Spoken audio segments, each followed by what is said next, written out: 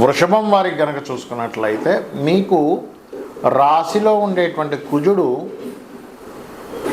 మన ఆగస్టు 3వ తేదీ నుంచి మారుతున్నాడు. అలాగే 2లో ఉండేటువంటి బుధుడు కూడా మీకు 3వ స్థానంలోకి వెళ్తున్నాడు, అంటే కమ్యూనికేషన్ హౌస్లోకి శుభగ్రహాల దగ్గరికి వెళ్తున్నాడు.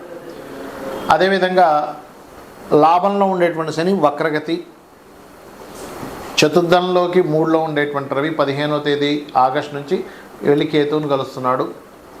మరియు చతుర్థంలో కేతువుతో ఉన్నటువంటి శుక్రుడు ఆగస్టు 2వ తేదీ నుంచి పంచమంలోకి ఆలోచన స్థానంలోకి వెళ్తున్నాడు.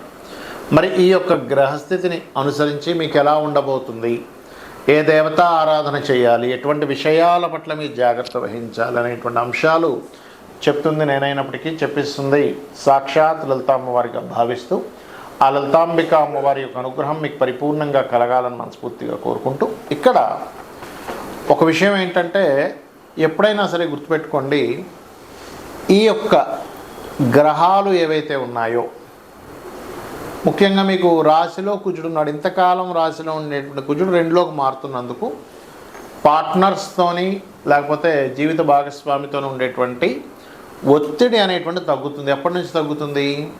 సరిగ్గా మీకు ఈ యొక్క ఆగస్టు 3వ తేదీ నుంచి కొంచెం ఆ ఒత్తిడి తగ్గుతుంది. అది వివాహ సంబంధించిన విషయాలు అనుకోండి, సామాజిక విషయాలు అనుకోండి. కాకపోతే 2లోకి వెళ్తున్నాడుగా, 2లోకి వెళ్తున్నందుకు ఏంటంటే విదేశీ తనయోగంతో పాటు ఫైనాన్షియల్ స్ట్రెస్ మాత్రం ఉంటుంది. అక్కడ ఫైనాన్స్ పరంగా కొంత బంధువర్గం వారితో లేదా కుటుంబ సభ్యులతో లేదా సంతాన సంబంధించినటువంటి ఫ్రెండ్స్తో కావచ్చు, ఎవరితోనైనా కొంత ఘర్షణ వాతావరణం కూడా పర్టికులర్గా మీకు 27 జూలై నుంచి మనకి ఎప్పటి వరకు అంటే ఈ యొక్క ఆగస్ట్ 5వ తేదీ వరకు ఈ కాంబినేషన్ ఉంది. అంటే 8 రోజులు కొంచెం ఎవరికైనా మీరు ధనం ఇచ్చే విషయంలోని షేర్ మార్కెట్ విషయాల్లో చాలా జాగ్రత్తగా ఉండాలి. ఇక 5 ఆగస్టు తర్వాత 3లోకి వెళ్ళిపోతున్నాడు బుధుడు. ఏదైనా కమ్యూనికేషన్స్ లేకపోతే ఎవరితోనైనా అగ్రిమెంట్స్ చేసుకోవడానికి 5 నుంచి 15 ఆగస్టు వరకు చాలా శుభ సమయం చెప్పాలంటే మీకు ఇది.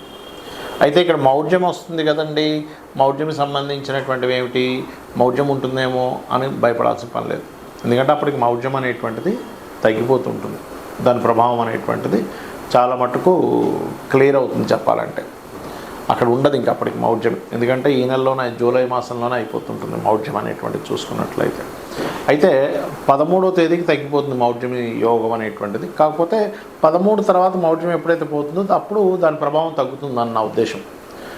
అదేవిధంగా 4వ భావంలోకి రవి వెళ్తూ అక్కడ కేతు ఉంటున్నాడు.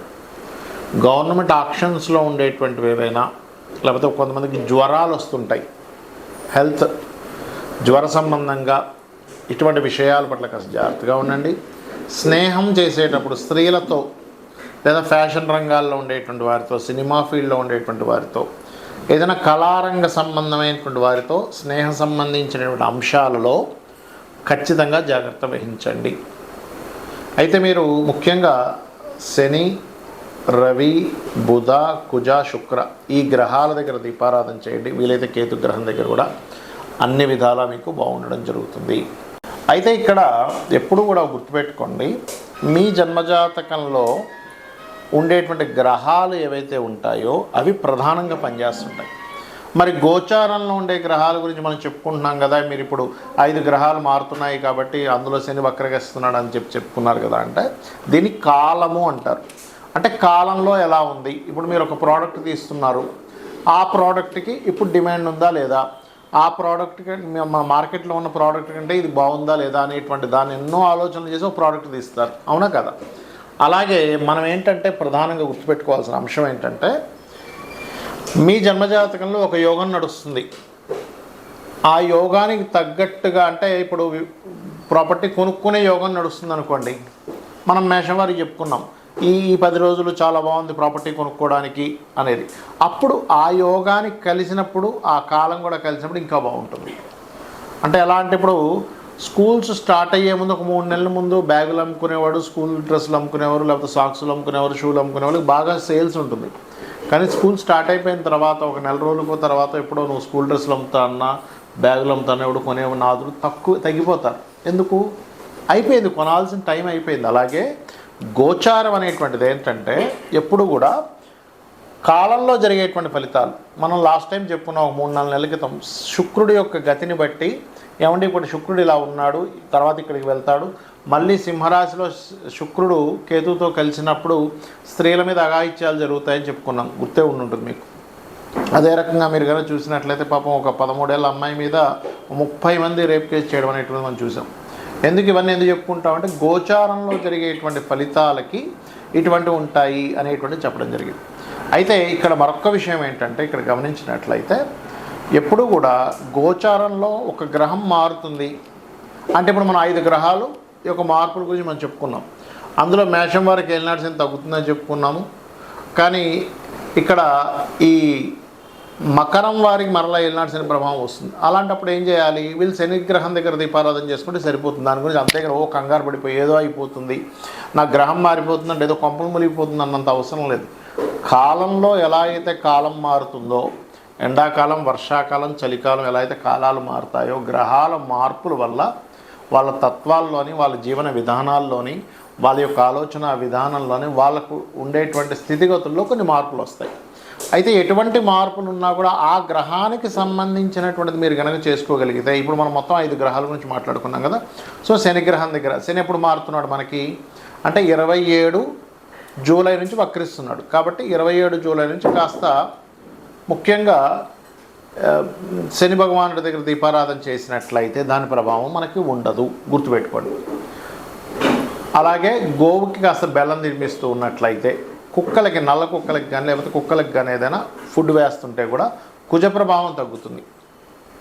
శనికేమో గోవులకు బెల్లం తినిపించాలి, కుజుడి యొక్క ప్రభావం తగ్గాలంటే డాగ్స్కి మీరు ఏదైనా ఫుడ్, స్ట్రీట్ డాగ్స్ ఉంటుంటాయి పాపం, వాటికి ఫుడ్ ఉండదు సరిగా, వాటికి ఏదైనా తినిపించడం, లేదా కొన్ని ఉంటాయి. ఇప్పుడు ఎట్లాగంటే కొన్ని సంస్థలు ఉంటాయి, వాటిని కుక్కలు పెంచుతుంటారు ప్రత్యేకంగా. అలాంటి సంస్థలకు వెళ్ళి చేయండి పోని. ఎందుకంటే ఇవాళ రేపు వీధి కుక్కలను పెంచుతుంటే కూడా ఏమైపోతుందంటే పాపం అది వెళ్ళే వాళ్ళని కరుస్తుంది, అలాంటివి ఎంకరేజ్ చేయకుండా అనేటువంటిది కూడా వస్తున్నాయి ఇవాళ రేపు మనం చూస్తున్నట్లయితే. కనీసం అలాగనే చేయండి. అదేవిధంగా బుధుడు కూడా మారుతున్నాడు, కానీ బుధుడు మారడం వల్ల ఎక్కడ కూడా ఎఫెక్ట్ లేదు మీకు. ఎందుకు లేదు అంటే బుధుడు వెళ్ళి శుభగ్రహాలతో కలుస్తున్నాడు కాబట్టి దాని గురించి పెద్దగా రెమెడీ ఏం అక్కర్లేదు. కానీ శుక్రుడు వల్ల మాత్రం రెమెడీ చేసుకోవాలి. ఎందుకు? శుక్రుడు నీచ స్థానంలోకి వెళ్తున్నాడు కాబట్టి మొన్న జరిగిన ఇన్సిడెంట్ ఏదైతే పాప ఇన్సిడెంట్ ఉందో అలాంటిది దాదాపుగా ఇంకో 2 నెలల వరకు ఉంది దాని ప్రభావం.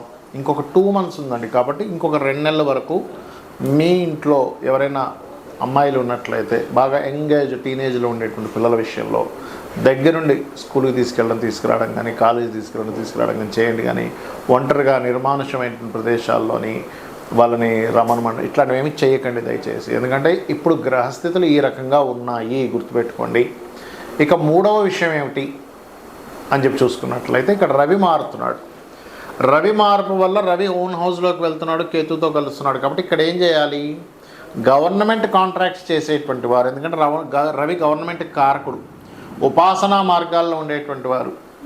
అందుకే సూర్యభగవాను చూస్తూ ప్రత్యక్ష నారాయణ అంటూ ఉంటాం. అలాంటి వారికి ఉపాసన సంబంధించిన వాటికి మంచిదే. కానీ గవర్నమెంట్ కాంట్రాక్ట్ చేసేటువంటి వారు కొన్నిసార్లు గవర్నమెంట్ రిలేటెడ్ వాటి మూలంగా ఇరుక్కుంటూ ఉంటారు. అందుకని ఏం చేయాలి? కేతుగ్రహం దగ్గర, రవిగ్రహం దగ్గర దీపారాధన చేయాలి. రవికేతు గ్రహాల దగ్గర దీపారాధన ఏమో మీరు ఆగస్టు 15 నుంచి రెగ్యులర్గా చేస్తూ ఉండండి. గోధుమలు దానంగా ఇవ్వచ్చు. అయితే ఇక్కడ ఏంటంటే ఒక్కొక్క గ్రహంకి ఒక్కొక్క కారకత్వం ఉంటుంది.